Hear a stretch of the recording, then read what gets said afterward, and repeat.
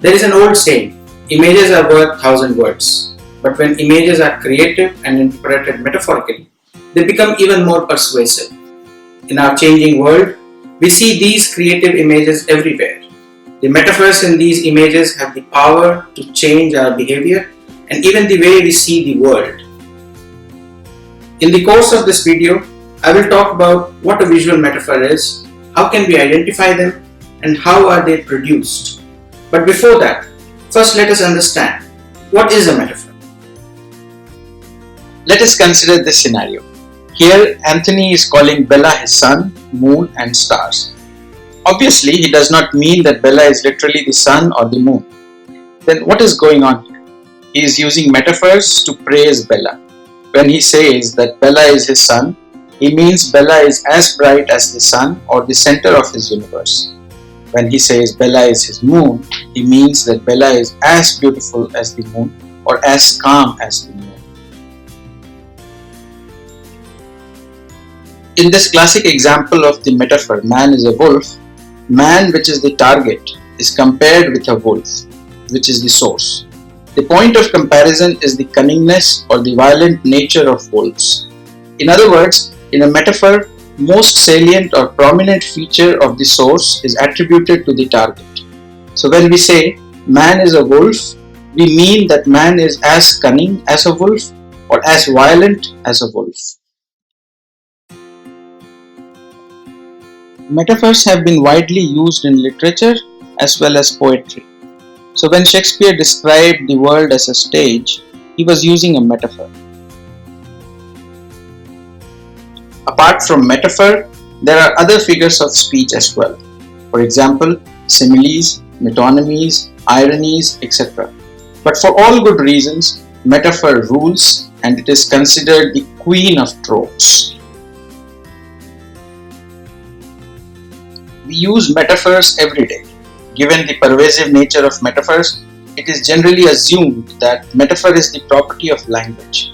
That is, metaphors occur only in language. But that is not true. If we look around, apart from language, metaphors have been used in visual art and paintings. In art, it is well accepted that the use of certain colors or shapes indicate an extended meaning. For example, the color red may indicate fear or danger. In certain cultures, it may also indicate joy and festivity. These extended meanings are metaphorical in nature.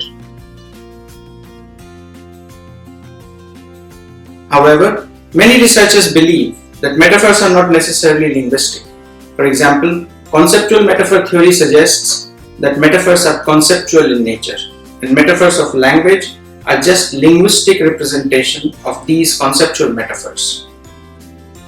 So if metaphors are conceptual, then it can be represented in various modalities such as gestures, images, touch, smell, etc. Metaphors can be found in gestures, they can be found in touch. We often talk about metaphorical touch. Metaphors can also be found in smell and taste. Auditory metaphors are also possible. Think of a music piece and how it affects you emotionally. This is all metaphorical. In the last few years, our ways of communication has changed. We are moving from being a linguistic society to visual society. In our daily life, we are now more comfortable with using images, emoticons than words. But what we do not realize that many of these images have inherent alternative meaning. Many of these images, apart from their stated meanings, also convey metaphorical meanings. Therefore, considering our new ways of visual communication, it is interesting to know and explore how metaphors are used in these images. How are they represented and how can we identify them? Surreal paintings, for example, use metaphors.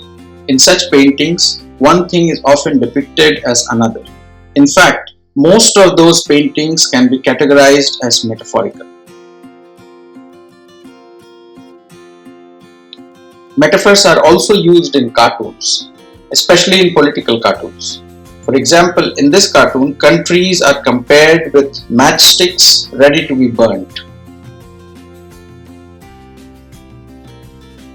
In this image, China's economy is shown as a heavy truck, suggesting its growth. In this another very interesting example, education loan taken by students is shown as a deadly snake, which is ready to swallow them. Pictorial advertisements and billboards are becoming creative, and they often use metaphors as a method to attract attention. As it turns out, these advertisements have become part of our daily life. We find them everywhere and they modify our behavior. As a result, several studies have focused on these advertisements to understand the nature of metaphors in images. For example, let us consider this image. The image intends to talk about global warming, and the earth, which is the target of the metaphor, is compared with melting ice cream. In this case, heat is the property which is attributed to earth metaphorically. Let's take another example, where the tongue of a person is compared with a fish and a sock. This is an advertisement of a mouth freshener. Foul smell is the property of fish and sock, which is attributed to tongue, suggesting that if you are a victim of bad breath, then the said product will help you. Notice that some of these advertisements are really very creative and interesting. They have the power to persuade people. But all these creative advertisements are not always metaphorical. Some of them use other tropes too. For example, see this image. This is an advertisement of a hand wash, and germs on hands are exaggerated, suggesting that normal hand washes are not enough.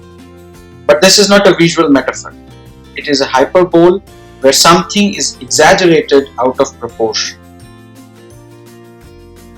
Similarly, this image is an advertisement of medicated plaster, which is exaggerated as a medical emergency unit. This is again not a metaphor, but an exaggeration, and thus a hyperbole. So the question is, how to identify a metaphor in images? There are three conditions for an image to be categorized as a metaphor. First, there should be two concepts from two distinct domains. In the case of medicated plaster, emergency medical unit is an exaggeration in the same domain. But see this image, where the people are having loudspeakers instead of their heads. This is a metaphor, where heads and loudspeakers are two distinct, unrelated concepts. Second, in a metaphor, one concept should be identified as the target and the other should be identified as the source. In heads or loudspeaker image, heads are the target and the loudspeakers are the source. Third, in a metaphor, at least one of the properties of the source should be attributed to the target. In this image, loudness is the property of loudspeakers, which is attributed to the target heads. We will notice that identifying the target and the source is relatively easy in language because of the linear structure of the language. Usually the subject of the sentence is the target of the metaphor.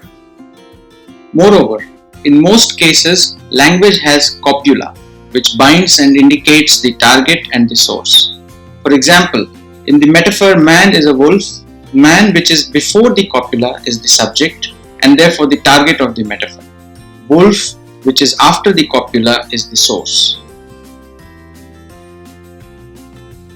Images have no such structure. Images are holistic in nature and there is no fixed pattern to read them. Considering this limitation, different mechanisms are used to produce a metaphor in images. There are two primary mechanisms that are used to indicate the presence of a metaphor in images. First is called juxtaposition and the second is called homospatiality.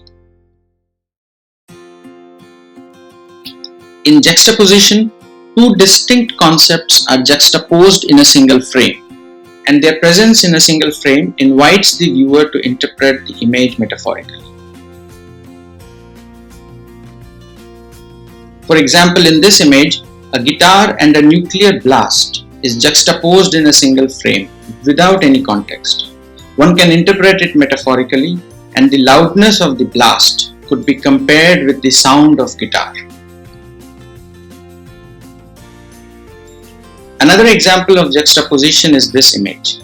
In this, a cigarette is juxtaposed with bullets.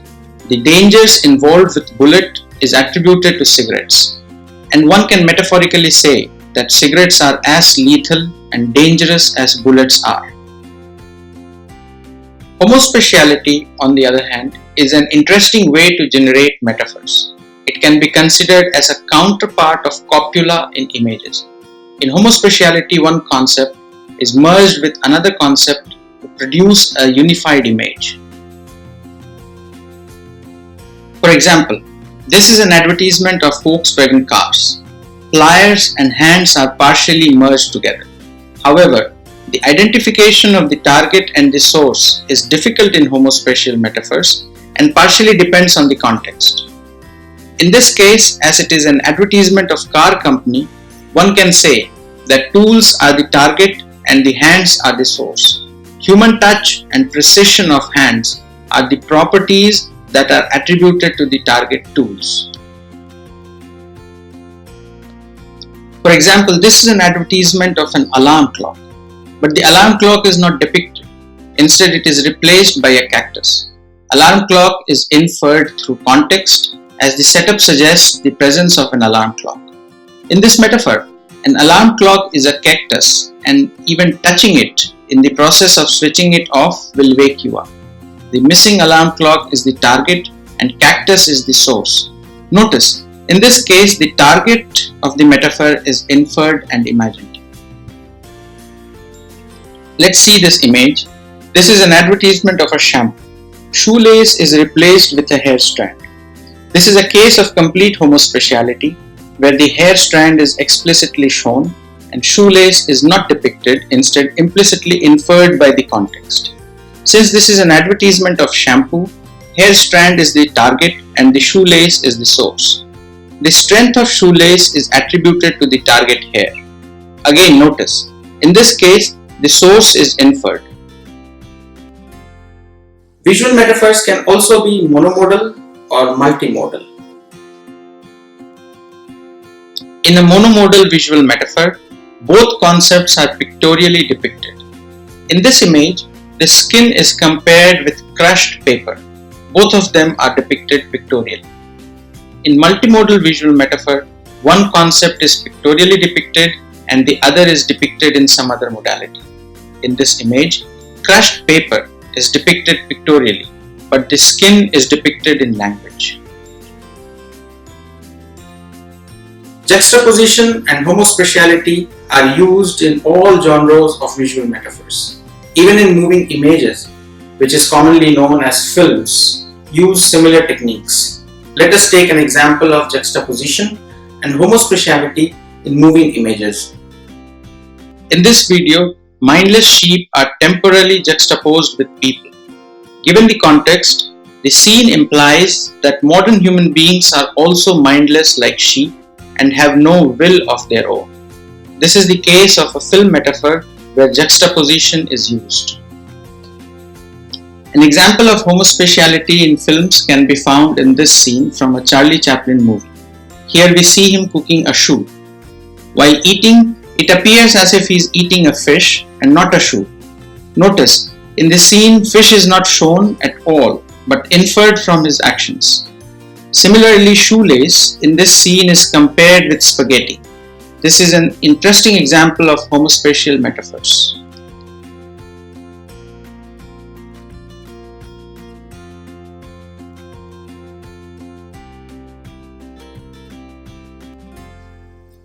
Metaphors are very much part of our daily life. They are not just theoretical constructs, but form the basis of our communication. They make our communication live, interesting, and more useful. What we have discussed so far in this video is not the end. There are many more issues, but for the time being, we should not worry about them. If you can identify a metaphor in an image and get the message, the purpose of this video is served. So, let us continue exploring the world of visual metaphors.